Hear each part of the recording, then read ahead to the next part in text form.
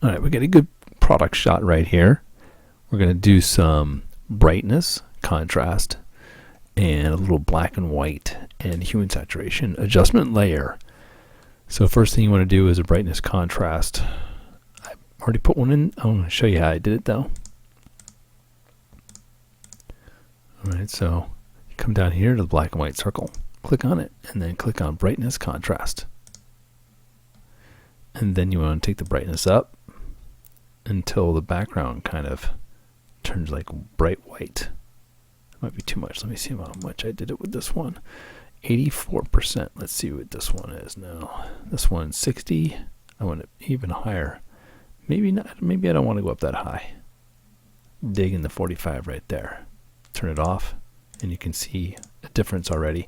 Starting to blow out some of the whites in here, which good and bad, whatever. It's your call.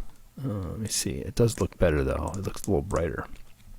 Next thing I want to do is I want to do a brightness contrast on the front camera right here and on the side to make it look like it's popping out more. And it gives more information right here, and you're like, oh, I want to see that now, because before with those two off, it's like very dark in here. You know, when you turn these on, now it gives it more life. You're directed your eyes to it right now. So what do I want to do on the brightness contrast 62? So take another black and white circle, click on brightness contrast, and then bring it up again. Now what I do is this is a trick I do. Since the layer mask is white, I want to fill it with black. Over here in my main foreground background, black is in the background, which would be Command Delete. So I'm going to do Command Delete on the Mac, and it makes my layer mask black, which means that the brightness contrast layer is invisible until I put white on it. So I'm going to get my brush, get a white brush, and I'm going to make my brush a little bit bigger. Let's see. And it's a soft brush, right? I got a soft brush. Let me see, 300. And then bring it smaller. And then I'm going to brush around here. I'm doing it really quick right now so you guys can see what I'm doing.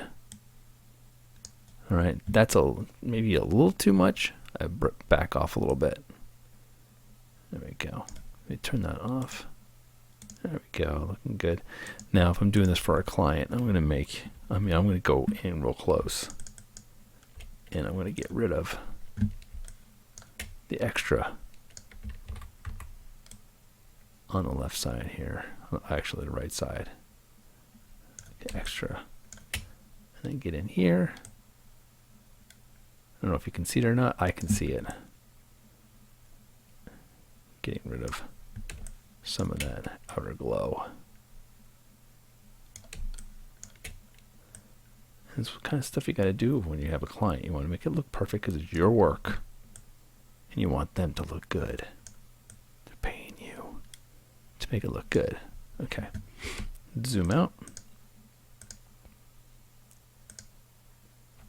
There we go. Oops, went too far. Hey now, what's going on? All right, so now when we turn that off, it looks darker, right? It looks better now when it's lit up like that. That's cool. Okay, so next thing is that we want to show the lens, right? So let's do another brightness contrast. And I'm going to bring the brightness contrast up until I can see the inside of that lens in there. Whoops. I think 65, I can see that lens now. I'm going to do it again. I'm going to do well, this time the foreground color is black, so I have to do Alt or Option Delete. Paints the black in there. If you want to just use a brush to do it too, you can use a black brush and brush in the mask. So I'm going to use white now to make that lens pop out. And we can see the lens now. Okay, brightness contrast. There we go. All right, and then let me see, brightness contrast and hue and saturation. I might want to hue and saturate that to pump up the colors in there, but we'll just leave it there for now. Next thing I want to do is think this will look cool black and white. So I'm going to make a new layer, black and white adjustment layer, and do a black and white adjustment layer. All right, I made it all black and white. See that? And that's classy, right? But we want it to be modern in today's society, and we do color.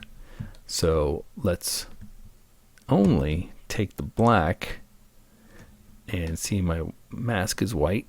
So everything that's white you can see through. I mean, you can see. So if I put black anywhere on this, if I paint black, the color underneath it comes through. You can see a little black right there, right? I'll go back. I just want to take out that right there, the lens, and this piece right over here, the color, the green. There we go for that tripod part right there. So that looks hot, I think. Okay, and then the last piece is, this is made by Kodak, right? I went online and I got a Kodak logo. I'm going to take this and drag it and drop it in here. Oops. Click OK on that. There's my Kodak right there. All right, I want this to be black and white, right? But I want to make this logo white on the top up here, so it says Kodak, because I barely saw that it said Kodak right here.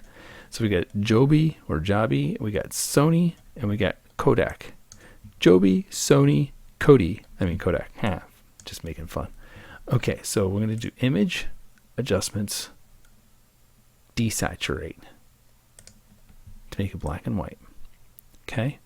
Now what I'm going to do is I'm going to zoom in a little bit, and I'm going to do image, adjustments, levels. I want to make that Kodak black. I'm going to bring the black to the right here, and I'm thinking that looks pretty good. Then take my whites up just a little bit, just a tad.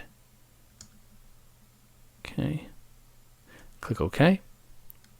And now I'm going to select Kodak and select inverse, because I want to press delete or backspace, get rid of the rest of that, and then do a Control D to deselect, or select deselect.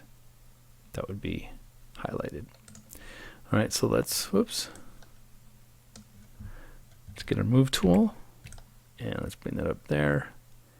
And we're not going to worry about placement just yet.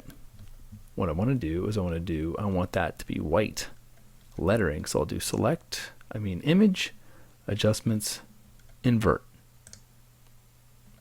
Okay, black and white, good. It's almost, you know what, that gray instead of a white Kodak might be okay for this package.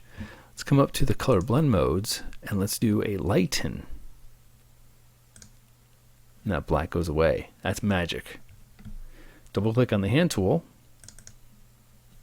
and we'll see where we get. Let me see, let's bring the Kodak up here. Let's make it a little bit bigger. Control T to transform. And then this is what I do. Oops, sorry.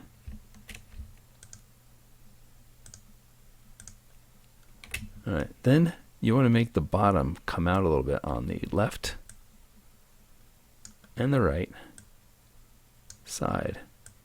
Give it that perspective, right? And then do a shift drag to make it bigger. And then I'm going to put it right over here in the middle. Press enter. Let's zoom out again. And let me see. That's a good placement, right? Control T to transform again. Control H to hide those little guys right there.